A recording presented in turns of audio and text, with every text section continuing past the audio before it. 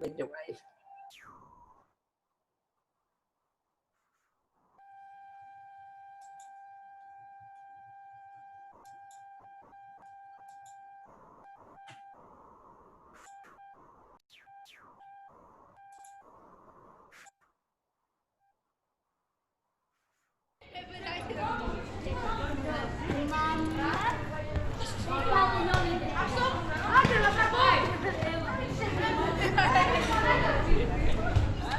Come take a look at a story or a book. It'll be good for your brain. You might never be the same. Read a word or a phrase, a sentence or a page, the coming of an age or an actor on a stage. But beware, the stories are real. They could change the way that you feel. A swashbuckling pirate on the sea, or a boy defying the laws of gravity.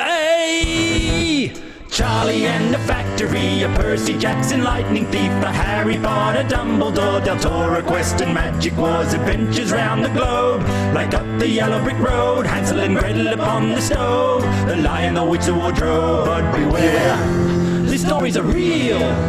They could change the way that you feel. A swashbuckling pirate on the sea, or a boy defying the laws of gravity. Yeah!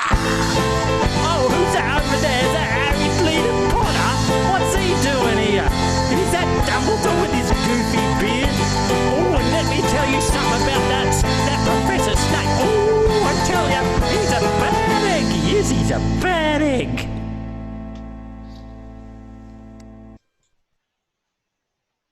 Hi, Michael. Hi, Lorri. How are you? I'm well, thank you. How are you going? Very well, thanks. I'm excited about our podcast today. It's been a while, 2 weeks. Yeah, that's right. And before we start, let's acknowledge the traditional owners of the lands that we virtually meet on today. And I thought for the acknowledgement today, we'd acknowledge some of the beautiful Aboriginal art that's in our world. And particularly, Australia Post put out these books for Christmas as a pack, and has beautiful Indigenous artwork right through that is worthy of discussing with kids about the symbols that are in that artwork. So I just thought I'd share those and let you know in terms of books, a great way to start conversations, aren't they? For sure. They're very important, and there's just some of the ones I got out for today. Have a look at. Yeah, no, we absolutely need to acknowledge our great Indigenous artists and writers. That's right. Such a big part of our work. So that's a good way to start those conversations with our students. Uh-huh. Yeah. So our English focus today is poetry. Isn't this fantastic? It's the festive season, and one of the Christmas bestsellers in Australia this year is this book, All the Shimmering Stars by Trent Dalton. My initial impression was that it's sad.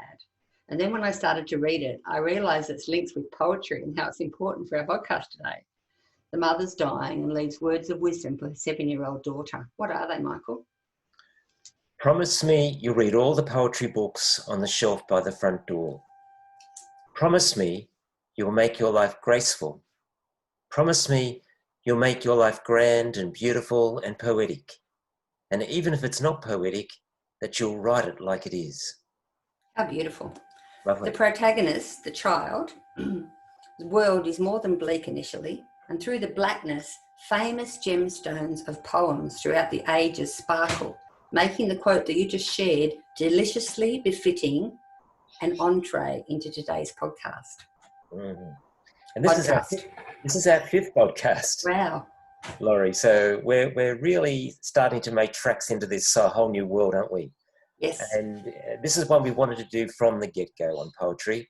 It's been suggested in the school context that the study of poetry requires of students higher order literacy, such as using and understanding figurative language and making inferential comprehension, and higher order thinking skills, or hot skills, linked to the higher reading levels in that plan. But much more important than that, in allowing us to express and share our deepest thoughts and feelings, poetry enriches our souls. It certainly does, and how beautiful that sounds when you said that and when you read that quote to us. So poetry is a form of communication that sits somewhere between oracy and writing. While generally part of the broad genre of imaginative texts, it cuts across more specific purpose-based literary forms, including expressing feelings, lyrics, or telling stories, narrative. Its primary role is to humanise, to share inner thoughts and feelings, a useful writing tool for us to articulate and make sense of what is real in our worlds, things we can't make sense of that are hard to understand. Although it's everywhere, it's not necessary to share poetry unless you want to. Poetry is a literary form that belongs to the people. It's been written throughout the ages in that way. Should not be judged by how one rhymes or recites words. That's much too narrow. But how one arranges words on a page to produce meaningful, political, and personally urgent music. Isn't that beautiful? Yeah, that's great. So that's from some research you've done by Kenlock. That's right. Yeah, so words are given intensity through focusing on the aesthetic and rhythmic qualities of language. Definitions of poetry are very broad-brushed, as we know. A simple definition can be found, though, in Britannica Kids. And I like this one. Kind of gets to the core, doesn't it? It does. Poetry is a type of literature or artistic writing that attempts to stir a reader's imagination or emotions. The poet does this by carefully choosing and arranging language for its meaning, sound, and rhythm. That's beautiful. Another poet that I've been reading about in preparation for today is Edgar Allan Poe from the 1800s. And a poem that I particularly loved that you said was too long to put in today was The Raven, 1849. And that was a melancholy evocation of lost love. It shares a similar sentiment. So he has a similar definition to Britannica Kids. Poetry is rhythmical creation of beauty in words. Poetry stirs the soul. It takes many specific forms, and this is possibly why it's so difficult to define. Popular British author and poet Michael Rosen in 2016 looked at this whole question of what is poetry. That's been troubling academics now for centuries. But he nuanced this question because he believed that it was too complex to warrant a straightforward response. And he changed it instead to, what can poetry do? Rosen concluded that poetry can suggest things and build images in the reader's mind. Poetry can play about with words. Poems are rich in imagery and figurative devices. Poems can be deeply personal, capturing special and magical moments in words that evoke strong feelings both in the writer and the reader.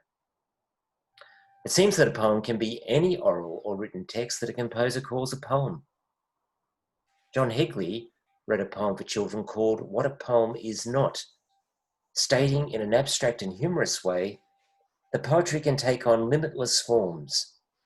That said, they usually, but not always, contain poetic devices, for example, alliteration, assonance, use of figurative devices, rhyme and rhythm, that add depth and feeling to words, making words sing. I love that. So do I. And the links to all of these resources will be on our webpage, Michael. Okay, because we forgot to put it in the chat. Okay. If exposing our children to poetry can mean so much and teach them so much, why don't we do it every day in classrooms? That's what I would like to know. Well, in our English blocks. Yeah. So we had a staff survey for a literacy course I was running for teachers recently. And one of the questions was, how often do you teach poetry? And it turned out that teachers taught poetry rarely. Now that is sad, and we want to know why. And we want to change the world in that way, don't we? And that was one of the reasons for this podcast today. Yeah, for sure. So our syllabus in New South Wales, Lorri, states that in each year, students must study a range of literary texts, including poetry. So that's for every stage, from early stage 1 right through to stage 6. We overview only one stage as evidence of the important place of poetry in our English syllabus. So we're going to look in particular at early stage 1, or kindergarten, or prep. What else is it called in other states, Lorri? I think that's probably about it. Yeah, okay. Yeah. And content, so we're going to look at the content dot points that relate in particular to the teaching of poetry. So the syllabus in New South Wales is organised according to outcomes. And in early stage 1, we have particular outcomes for speaking and listening. And some of the content points related to that particular outcome include replicating sound patterns in stories, rhymes, songs, and poems from a range of cultures. And that would, of course, include Aboriginal and Torres Strait Islander histories and cultures. Engage with and respond to a range of oral and oral texts for enjoyment and pleasure, and recite short, simple poems. And another outcome for speaking and listening includes these content points: composing text to communicate feelings, so that would obviously include poetry, and using music and or actions to enhance for enjoyment and understanding of rhymes, poems, chants and songs. So how many outcomes, Michael, in early stage 1 relate to poetry? Well, look, certainly it comes into reading and viewing as well, about students joining in rhymes and chants as a way for them to learn about sounds and how sounds link to our language, and in particular reading and the learning of reading, recognising rhymes and syllables and sounds in spoken words, identifying sounds that start with the same word, reading predictable text, practicing and phrasing fluency, and that would include poems, of course, sometimes as well, and using with increased awareness appropriate reading behaviours like pitch and intonation and fluency. And of course, reading poetry demands those skills in reading. So to summarise what you're telling us there, it's in Objective A, which is all about learning to read and write. Yes. It's in Objective B, which is about learning about language and how it works. That's true. It's in Objective C in our syllabus. And that's all about, Lorri, yes, because that's the one that's about thinking imaginatively and creatively. So it's the higher order aspect of the learning for students in early stage 1. That's so right. Think about sharing picture books and digital stories for enjoyment and pleasure, and discussing creative language features like repetition. And also we've got a D objective there as well: expressing themselves, composing simple written and visual texts, responding to texts that depict aspects of home and community, and responding to literature and a variety of other texts from a range of storytellers. Yeah. So you could teach poetry all day and teach the English syllabus, I think, couldn't you? And that's the same across all of the stages. It's not just early stage 1, is it? That's exactly right. So it just goes to prove that right from the very beginning of their learning, kids are expected to engage in the study of poetry. But why wouldn't you basically just take that opportunity and grab it and run with it, because it offers so much to kids in their enjoyment of English. So we've surmised that it is important in the syllabus and we should all be teaching it all the time. Sure. Yeah, that's great. So I'm ever intrigued by how words are spelled and why, as you know. This is my thing. I'm a spelling person. I know. I'd like to take a look at today's key words. We want to look at the etymology and the morphology. Let's revise what etymology is, where words come from. Let's revise what morphology is, how words change form. So our key words today, as you know, is poem. And that comes from the Greek poema, meaning a thing made. A poet is defined in ancient terms as a maker of things. And I used the Oxford Dictionary online to find out that. So poetry is an artistic form of writing that focuses on emotions. We can share the poetic devices used by poets with students during model, guided and independent reading, and we're going to talk more about that today, so they can learn to grow and use and love this genre of literary art, which draws students into the aesthetic, figurative and often rhythmic qualities of the English language. And you've already told us some of those things, Michael. Yeah. Okay, well, look, that's great, Lorri, but maybe now it's time to start thinking about real-life applications of this theory that we're talking about now. And I know you've been involved in a case study at a particular school, which I'd like you to share with us if possible. I would love to share that, Michael. So to set the scene, a few key details about this particular school. The school is a coastal holiday village. The school isn't, the school's located in, of course, 50 kilometres north of a major centre. There are 158 students in the school with a 27% Aboriginal population, people who identify as Aboriginal. That was important when we were choosing the content. And why did the school target poetry in particular? Well, poetry was targeted because term 4 is traditionally a term when it's one of interruptions. They have farewells and all of these various things. And particularly with COVID, that was another complexity in terms of number of interruptions and things that hadn't been done throughout the year that had to be done. And teachers felt that completing a novel study during this time, they wouldn't have time. So they couldn't do it justice. So they decided to focus on poetry. Now, at this particular school, all year, I've been assisting them with one shared focus every term. Term 1, we did persuasive writing. Term 2 and 3, we did sentence structure and language and functional grammar. And term 4, we were focusing on poetry. Mm-hmm. So it's probably, you've been mentioning the stages there, Lorri. And for people that are outside of New South Wales, we probably need to mention just really quickly that the different years of schooling in New South Wales are organised according to stages. Usually there are 2 years per stage, except for early stage 1, which is the very first year, which is 1 year in itself, in recognition of the very important changes that occur across that first year of learning. But stage 1 refers to years 1 and 2, stage 2 refers to years 3 and 4, and stage 3 to years 5 and 6. So they're the primary school years. Thanks, Michael, for explaining that. And each stage had a different focus, okay? Yeah. So it was like horses for courses. And we'll start with early stage 1, and I'll give you a little bit of a snapshot about what happened across each stage. Is that what you'd like me to do? Lovely, thank you. Okay, so in early stage 1, we focused on free-form poetry, drawing on the grammar knowledge we'd been doing together throughout the year. We identified poetic form across a range of familiar quality texts and big books, and students identified rhyme, rhythm, alliteration and assonance in these texts. So students and teachers learned about that meta-language of poetic form together, which I think is the best way to do it. Through deep discussion about text, and that's my thing as well, to get kids engaged through deep discussion. Together we noticed code and convention in context, in particular the overarching structure of a poem, how it looks on the page, punctuation and layout. And it was great to get all those old big books out of the library that people don't use anymore and show what a poem looks like and why, in terms of the way it was set out on the page. So I've provided a lesson plan for the demonstration lesson in relation to this in our poetry folder, which will be on our webpage, somewhere close to this podcast. Sure. And the related writing activity involved modelled, guided and independent writing of free-form poems. And we've got the class teacher's free-form poem, which was modelled up there as well, a little video, which was beautiful. And we based that on this book. We based the lesson on just a factual text that uses lots of adjectivals and noun groups to describe different animals. And the children chose which animal they wanted to write their free-form poetry about.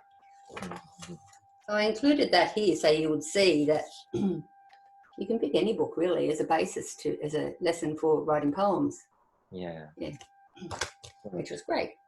And all the resources, Lorri, are going to be going onto our website, aren't they, for teachers? Yes, they are. And we've got some little kidlet examples of their writing, their reading, their writing as well, which is wonderful. Oh, lovely. So that was early stage 1. What did you target in stages 1 and 2? Well, in stage 1 and 2 classrooms, teachers introduced students to different types of poetry, and we shared our favourite poems with the class.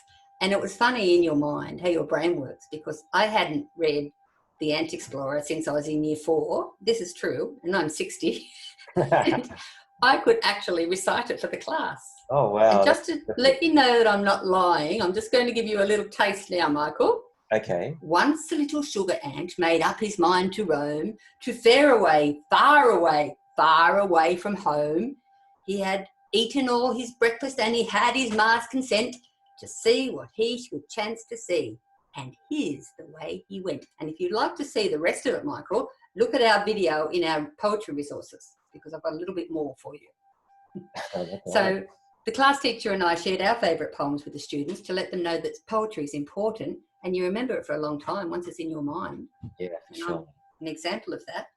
But also they'd been doing limericks and haiku and acrostics, and they were enjoying the rhyme and the rhythm of the language and the rich imagery and figurative language that is a hallmark of this literary form. It was really important for teachers to have databases or word banks created together to support the students in their writing of poetry. And that was a really important thing. Mm-hmm. So I compiled a poetry booklet for stages 1 and 2 called Having Fun with Words. And you have access to that, listeners, available on the website, which teachers completed with their students throughout the term.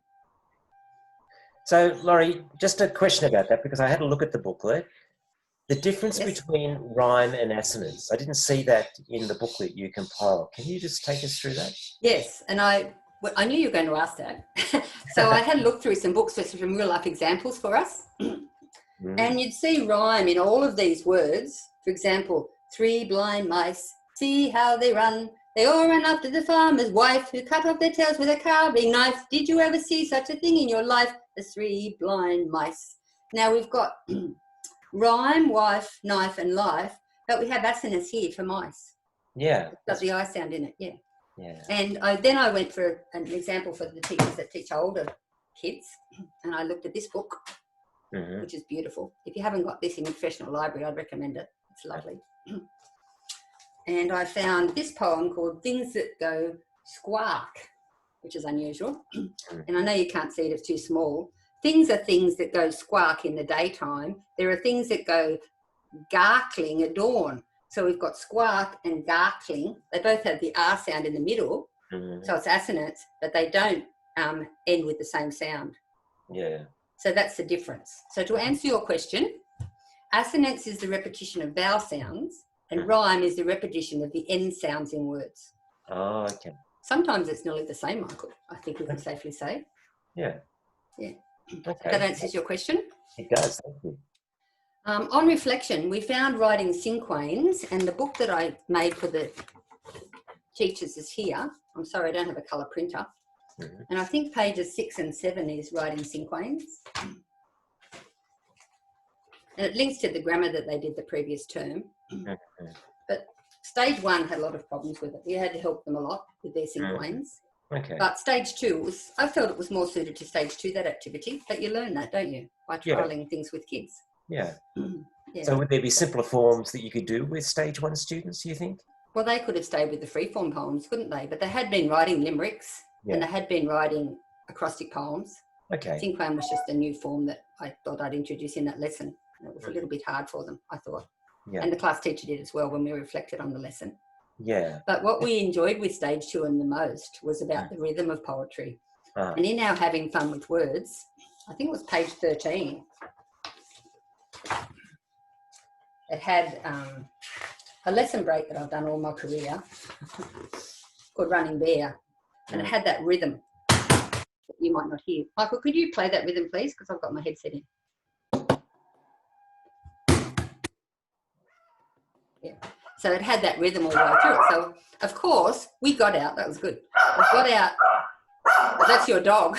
It is, it's my dog, sorry. I thought that was you trying to make the rhythm. I've been upset by the drumming. Shush, keep quiet.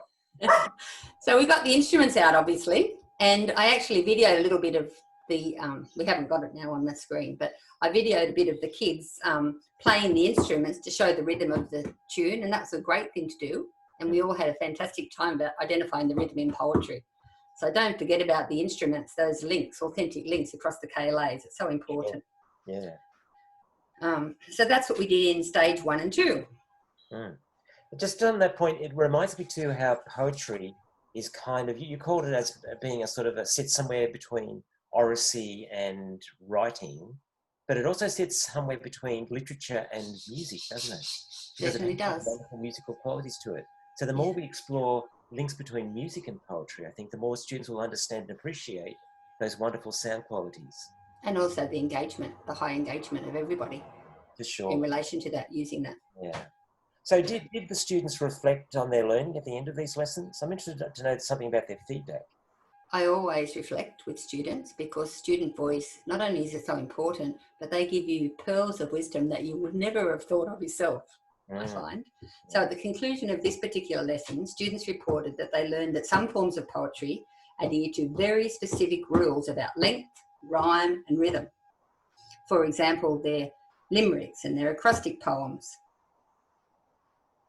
But the main reflection that a couple of kids mentioned, which I thought was worthy of reporting, was this: poems do not have to rhyme, but oftentimes they do. Yeah. because of all the poetic devices that they've been learning about. So I thought that was really important. Yeah. And that's kind of a nice idea too, that in poetry there are rules, but you can break the rules and play with the rules. So it can be fun, it can be experimental, and it gets kids to play with language in a way that maybe isn't so easy in more logically structured prose sentences, if you get my meaning. I think poetry is kind of quite liberating in that way. And what reminds me of when you said that was that in the poetry book on page 4, we've got Jabberwocky by Lewis Carroll. Yeah. And spelling errors, made-up words, nonsense words, the power of nonsense words in poetry, and how we can work out what they mean because of the context in a sentence. For sure. So it builds their grammar knowledge, doesn't it? It does. So it's very powerful in terms of learning how language works. Yeah. And kids love that objective B. Yeah, very much so. And the kids actually to their sense of absurdity. Yeah, and the kids actually drew what they thought the Jabberwocky looks like, and that was interesting. Yeah, the range that they had. Yeah. Well, what an interesting case study, and hopefully other teachers will find that useful for their teaching of poetry. But what about the older stage 3 kids? Well, I'm glad you asked me about those students because that was a really interesting thing, and it was of particular interest for me. Stage 3 had also been investigating different forms of poem through exposure to a range of poetry. But I sought teacher feedback on something that I was doing on a unit I was co-writing with the local Aboriginal education team at the time. The main text of the unit was this one, and it's a junior verse novel, and teachers were keen to trial some of the poetry that was in the unit with a view to having a go at the unit the following year. So the school is working hard to increase Aboriginal cultural content in class English lessons to build Aboriginal cultural pride in all students. Teachers aim to increase the proportion of Aboriginal students in the top 2 NAPLAN bands, and in New South Wales that's called a Premier's Priority, and it's all of our core business. So it's a department's focus relating to excellence and equity, which is very important. So we composed an innovation on the text Bindi as a modelled, guided and independent reading and writing activity. The lesson plan for this lesson is in your resource folder, so have a look at that. Plus, I put a photo of the 2 class teachers in stage 3 with their model poem that they wrote for the class. And they were so proud to share, which was wonderful to see that pride in your work with teachers when we work with them. For sure. So I thought that was really a valuable thing to do. So high student engagement was evident with the quality of the freeform poems that were produced. And in their poems, the students demonstrated their knowledge of a range of poetic devices, including, now let's have a look at what we've been doing, imagery, onomatopoeia, personification, and other examples of figurative language that they'd been learning about. One stage 3 student orally shared her poem about me in our resource folder that I suggest you look at. It's great. With the wider education network with her parents' permission. Another student revealed that learning about poetry during class English in term 4 provided her with the confidence to share her inner thoughts and feelings, something that she found hard to do, and that was really important. And in doing so, it increased her well-being. So that's something that we're all targeting at school, and poetry is a means of doing that because it gets us in tune with our feelings. Yeah. It's really important. She composed a free-form poem called Dreams that we've given you a copy of as well, and she's reading that. So reading, writing and sharing poetry helps us to articulate how we feel and what's important to us. So it's a wonderful thing to do. Yeah. That free-form poem, Dreams, by the way, is absolutely beautiful. So congratulations, well done. To evince that kind of response from students that maybe been reluctant even, I think is actually quite amazing. But it wasn't just the students, it was me too. And on my Facebook feed, I don't know if you noticed it, but one day I was watering the garden in a heat wave and there was a baby magpie at the gate just enjoying all of the water all over it as I was hosing. And I thought, what am I going to do? This baby magpie is at the gate. I don't know what it's doing there. Why is it there? What am I going to do with it? Do I ring up wires to get it or what? And I went straight in and penned this, how I felt, a poem about how I felt about this lost baby magpie at my gate. What do I have to do? I felt so responsible. So, it just makes you come to terms with how you're feeling. And, I just was amazed that I really wanted to write this free-form poem. Yeah. So kids have the same thing. So that dreams poetry, I think, was the same thing. Yeah. The students thought, I have these skills, I understand about poetic form, and I want to use it to express how I feel. Yeah. So that was important. Mm-hmm. Yeah, so it's a fantastic way to learn how language works. Sure. And we've said before about subjective A, objective B, objective C, reflecting on learning. Everything in the syllabus is covered in teaching poetry. For sure. Absolutely. Okay, so Lorri, maybe in conclusion, we can think about what the main messages we wish to share with our colleagues today. I'd like to start by saying, although it can be challenging to pinpoint exactly what is poetry, we have outlined that it sits somewhere between oral and written literary forms and between literature and music. That poetry is fun and engaging for teachers and students alike and filled with variety, type, topic, and language choices. Yes. Poetry provides multiple opportunities for students and teachers to share their work orally and in written form in class. And the fact that it's brief makes that much easier to do than perhaps other texts. Across the school and more widely using digital platforms. That's right. Because it is not bound by conventions, poetry allows us to experiment with language in creating meaning.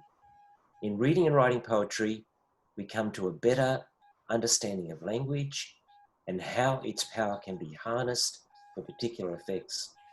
It really is a fantastic way to learn how language works. Mm. It's fundamental to the development of children's reading and writing. Poetry enjoys a high profile in the English syllabus. Yeah, as we've said, primary teachers may not often teach it. By regularly exposing children to a deliciously diverse diet of poetry, alliteration, we are providing opportunities for students to make connections between the language choices that poets make and how they impact meaning. And in turn, the most important thing, students draw on this knowledge to strengthen their own reading and writing. Mm-hmm. Poetry is a really ancient art form, isn't it, Lorri? It is. Thought even to predate writing. So it's very much part of our oral tradition. Yeah. And I'd like to add there, when we put our poetry booklet together, that is in our resources for teachers, we had to look what poems were more than 70 years old so we didn't breach copyright. And most of them were, which is amazing. So that reinforces. We have a rich history of it going way back, of course. Yes. Way back in our literature to people like Chaucer, which of course is Middle English, not even modern English. So, and we wouldn't use that with K to 6. No, that's true. Yes. And of course, it's a means of passing down information. Making poetry has been important to humankind due to its high cultural significance. It's an ancient form of communication that encompasses the knowledge base of humankind. So much wisdom within poetry. It's such a source of inspiration for us living today. By raising the status of poetry in classrooms, what we're doing is providing students with the means to read, write, and talk about their innermost feelings, hopes, and dreams for the future. And in doing so, make better sense of their world. The poet waits quietly to paint the unsaid. Lovely. Yes. It is. And Atticus is a contemporary Canadian poet. Ah, great.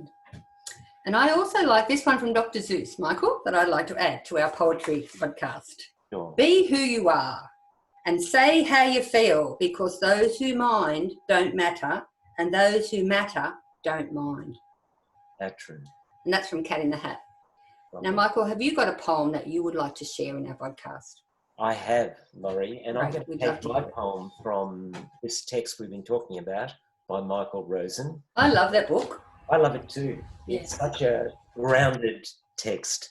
Often poetry can seem sort of quite high-flown and out of reach for a lot of people, but this book I think makes it really accessible, and it's really got a primary focus as well. Before you start, I just wanted to share one thing about Michael Rosen. On YouTube, he has a poem called Australia that he performs. It's hysterical. You have to watch it.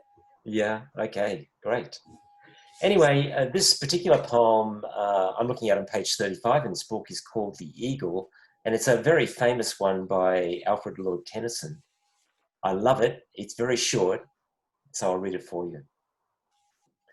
He clasped the crag with crooked hands, close to the sun in lonely lands, ringed with the Asia world, he stands. The wrinkled sea beneath him crawls, he watches from his mountain walls, and like a thunderbolt, he falls. So that's personification, isn't it? Absolutely. Really? It's we heard alliteration. the qualities of a human being, that's true. And I love the beautiful alliteration, clasp the crag with crooked hands, and that rhetorical arrangement of the sentences as well.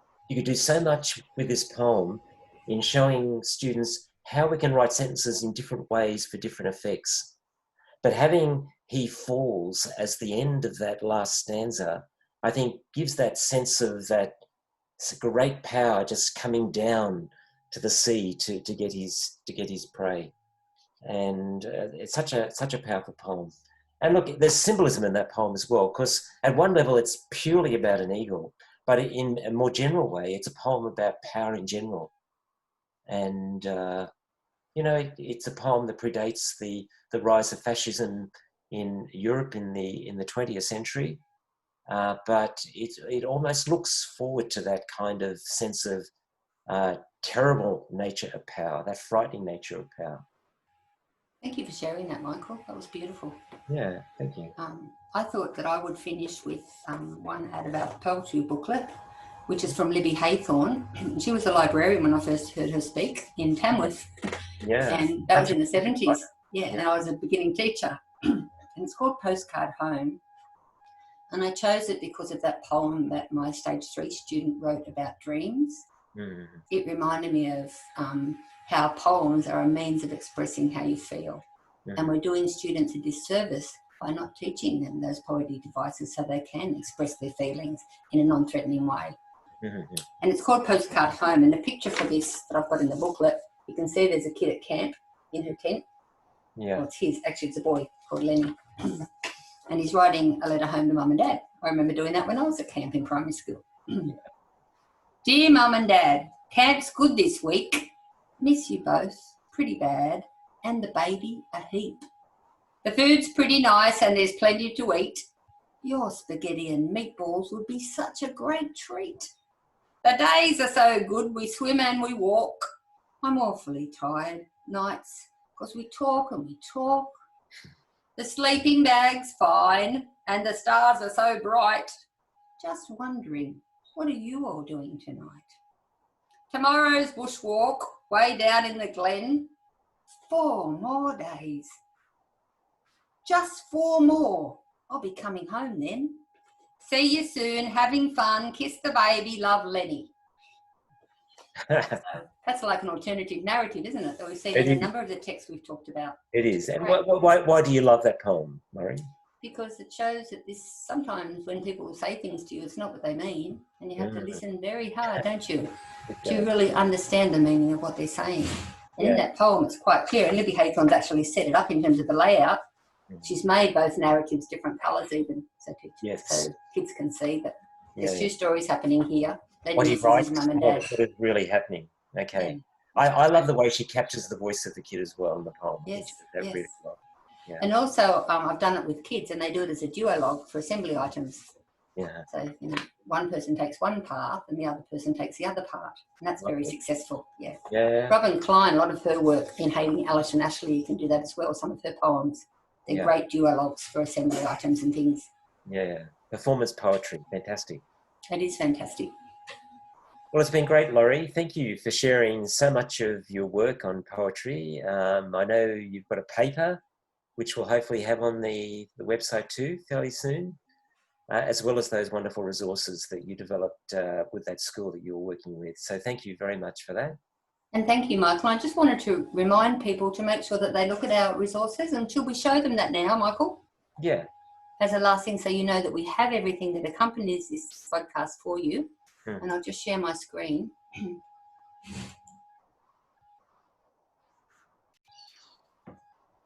And we'll go back to We Love English. Oh, no, we haven't. Sorry, I haven't shared properly, have I? So share screen, share computer sound, share screen, share. How's that, Michael? Yes. Good. And the resources are here for you. First of all, we've got that poem by John Higley about what a poem is not, because it's so hard to define poetry. This is a bit of a summary of our podcast today too, which is a nice way to end. Yeah. And then we've got the demonstration lesson from kindergarten and their free-form poems and the teacher reading her poem that she wrote. Then we've got these beautiful little kindies reading their work samples. Then we have the lesson plan in case you'd like to do it. And also we wanted to add that poetry and phonemic awareness are very closely related. Michael, did you want to elaborate on that? Well, look, you'd probably be better equipped to answer that than me, but I just think the more kids listen to sounds, the more they become aware of the sounds of words, and eventually this assists, I think, with skills such as reading and spelling, doesn't it? It fits beautifully with rhyme and repetition and students' phonics, their synthetic phonics actually.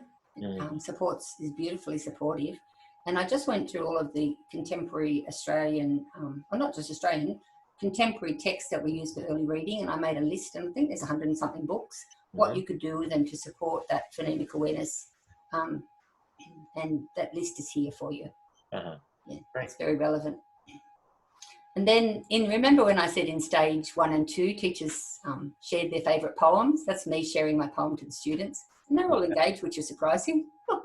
And can I just encourage everyone to have a look at that? It's so much fun. That's a beautiful reading. It was fun, actually. Yeah. Well, not teaching reading, is fun. A recital. Yeah. I tried hard because I had just watched Michael Rosen's Australia, and he puts everything plus more into his poetry recitals. And that's what we need to do as teachers, don't we? We do. To grab those kids and drag them into the poem and understand the meaning.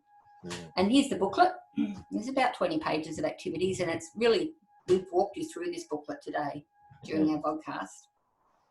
And here's our stage 3 lesson plan. And I actually made a little PowerPoint just to support the lesson, exactly what we did. So that's there as well for you. And here are my beautiful stage 3 teachers. They're so proud of their free-form poem on Bindi. And this is what they wrote as a model text for the students. And I think that's why the students were so engaged, because they saw their teacher writing and their teacher valuing the importance of writing poems.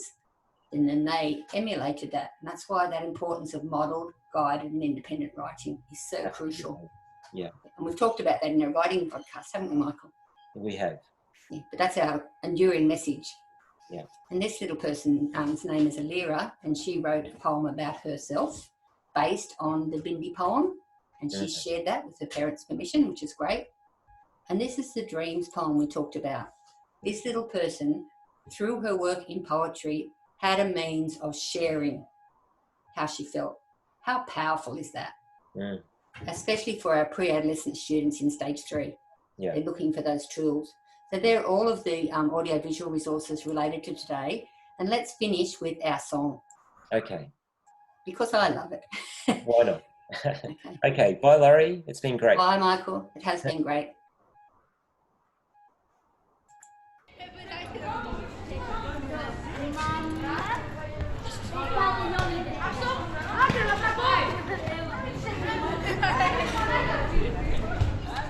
Come take a look at a story or a book. It'll be good for your brain. You might never be the same. Read a word or a phrase, a sentence or a page, the coming of an age or an actor on a stage. But beware, the stories are real.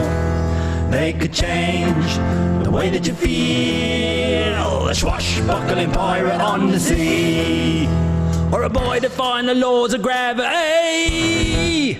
Charlie and the Factory, a Percy Jackson lightning thief, a Harry Potter, Dumbledore, Del Toro, quest and magic wars, adventures round the globe, like up the yellow brick road, Hansel and Gretel upon the stove, the Lion, the Witch, the Wardrobe. But beware, these stories are real. They could change the way that you feel. A swashbuckling pirate on the sea, or a boy defying the laws of gravity.